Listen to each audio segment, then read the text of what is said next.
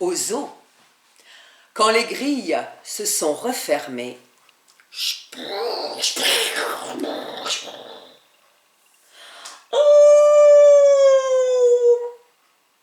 l'éléphant rêve à son grand troupeau. L'hippopotame, lui, il rêve à des lacs clairs. La girafe, elle rêve à des frondaisons de fougères.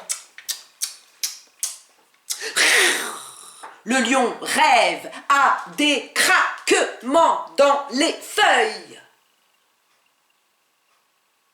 Le tigre a des traces de pattes dans la neige.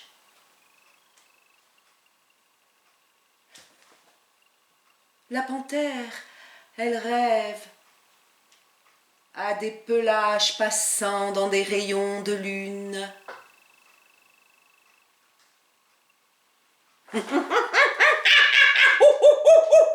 Le singe, il rêve à des bananiers croulant de leurs fleurs violettes.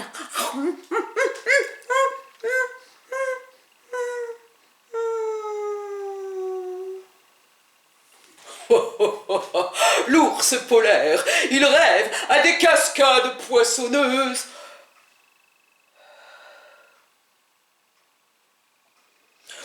L'aigle rêve à des rafales de vent dans des canyons de nuages.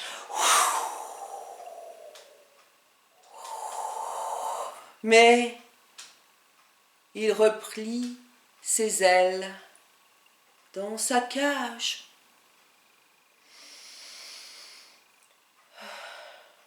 Le phoque, il rêve aux archipels mouvants de la banquise disloquée.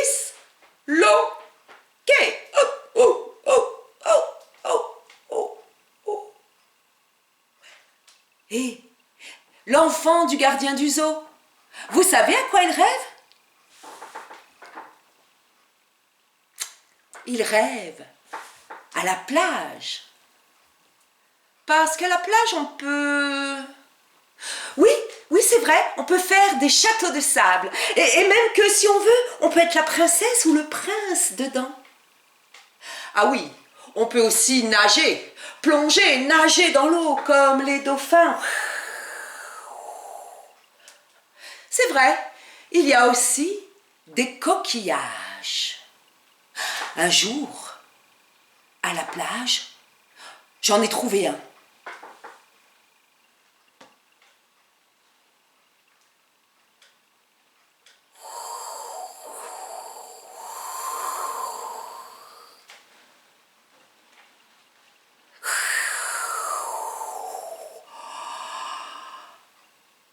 Il y avait la mer dedans.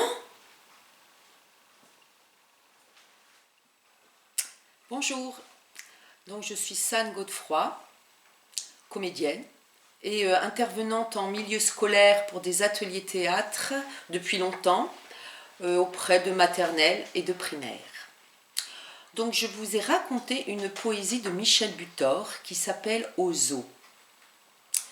La façon dont j'ai investi la poésie n'est pas un modèle à reproduire, c'est une façon d'investir une poésie. Donc raconter une histoire, quels enjeux? Raconter une histoire à des enfants, que ce soit en anglais ou en français, c'est bien autre chose que de raconter une narration. Il est nécessaire que vous, enseignants, vous soyez investis dans les mots que vous dites. Et c'est l'imaginaire qui permet cela. Si vous entrez dans l'imaginaire des mots, de ce que vous dites, vous allez automatiquement stimuler en vous l'émotion, la sensation, des affects. Et c'est par cette animation-là interne que vous allez stimuler, que vous allez attracter vos élèves, par le vivant de cela. Donc la clé de ça, pour arriver à stimuler ça spontanément, c'est de vous efforcer, de vous entraîner à rentrer dans l'imaginaire de votre texte. Par exemple, si vous lisez une description de paysage, voyez-le dans votre imaginaire. Imaginer, c'est mettre en image spontanément. Vous voyez le paysage, vous voyez la profondeur, les couleurs, il fait froid, il fait chaud. Voilà, nourrissez de sensations proprioceptives pour vous-même. Et donc, naturellement, la façon dont vous allez investir votre texte va être vivant, vibrant et attractif naturellement pour l'enfant. Voilà. Donc, il me semble que ça, c'est quelque chose dont vous pouvez vous servir aussi en dehors de raconter une poésie. Parler en classe, ou voilà, mettre de l'épaisseur dans les mots que vous dites. Sinon, si vous êtes dans des mots vides, c'est-à-dire pas investis, voilà, vous allez voir que l'attraction en face de vous va être toute relative à leur disponibilité.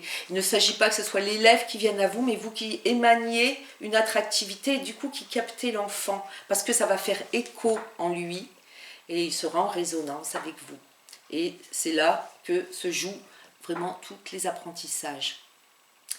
Voilà, donc je vous invite à vous entraîner chez vous plusieurs fois, parce que c'est dans l'expérience que les choses s'acquièrent, ça vous le savez, que ce n'est pas une mécanique, mais que c'est une pratique. Donc je vous invite à vous entraîner à raconter des poésies, à lire des poésies devant le miroir, chez vous ou aux autres, et à vous entraîner à stimuler l'image de ce que vous dites, pour favoriser une qualité de présence qui, à mon sens, est une posture d'enseignant. Voilà, et bien je vous dis au plaisir de se revoir et puis bonne continuation.